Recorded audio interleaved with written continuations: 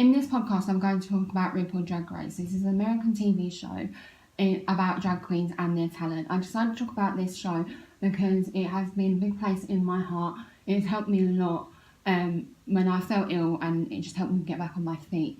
I've been watching it for a really long time. I've watched almost every episode. This is just a disclaimer because I know some people can get offended by this. I am going to be calling them her because when they are drag queens, they are her. They're not a man. They want to be called a girl because they've taken all that time to be like dressed up as a girl. So that's what drag means, dressed up as a girl. So I'll be calling her or she. But you know who I'm talking about, so you can decide whatever you want to call them. I'm talking about every episode because I think that the podcast will be too long, but I'm just going to talk about my top 2 episodes and what I liked about them, what I didn't like, what I thought was important, and what I thought could change and things like that, really. Season 6 is probably one of my all-time favourite episodes. It's got a lot of like really good queens in there, and it was really good with the challenges that were there. I think the challenges were very variety, like there was a lot of different challenges that could show their talents very well, and I really enjoyed that season. Bianca Del Rio is my favourite queen of all time. I literally want to be her. Like, I think she's hilarious. I think she's so funny, really talented. Like, I just think she's like all around a really good queen. This season they had 2 openings, and I thought, like, when I watched it, it was so shocking and so different compared to what they'd done before, and I really liked it. It was out of the blue, no one knew like it was going to happen, and I just really enjoyed that. I like the fact that they could look into the queens in more depth in the first impression, because the first impression is really important, and we've learned that through a lot of different queens. So I really like that we could take the time to look at all of the queens, and I think that's why season 6 was quite popular with the queens, because we knew them, because we had more of a chance to get to know them on their own before like someone like shined through even more. I think a lot of the queens in this episode did really well outside of RuPaul as well, which I think is why it's my favourite season, because like I just see them on my Instagram all the time, posting all the time, like just season 6 queens all the time. After the first challenge, Kelly went home, and I think that was the right decision, because I liked the dress, but it was too bacony. It just looked like bacon, and she just didn't put her all into it. It was very plain compared to the others, and I honestly think that she didn't know what she was up against. And I think it's fair in season 6 because it's kind of still new. You don't know what's like coming around the corner still. Whereas season 9, you should kind of know the ins and outs by now. But season 6 was like in the middle, as you saw. They changed it up from the beginning.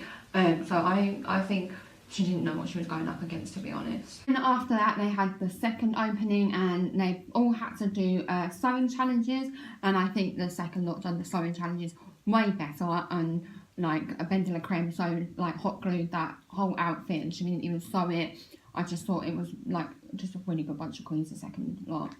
You are going to have 1 or 2 challenges that are going to be sewing challenges, and definitely season 9. If you don't know how to sew when you go on RuPaul in season 9, then like I don't know even why you bothered, to be honest, because like the more like further the seasons go, I think there's more and more sewing done in the first and second episode, because it was very like, even when they had to choose a group, they still choose the same group that they came in with. And I think that the first episode, you didn't actually notice until that season that it was the bonding episode, and it was just, and you could totally tell that they were all bonding against each other, and you could tell that like Bianca was against some people, and you could just completely tell that like that was the bonding time, and who went home you just didn't bond with. What I did like about that though was that you could see how the queens reacted against other people when they were in groups, because you could tell who was going to be the loudest and who was going to get into fights. But I really like that, because that shows what they're like if they're going to be in their group outside of RuPaul as well. I'm going to talk about season 4. I think it was very different to season 6. I wanted to talk about season 6 first because that was my favourite, and I also thought that it changed a lot.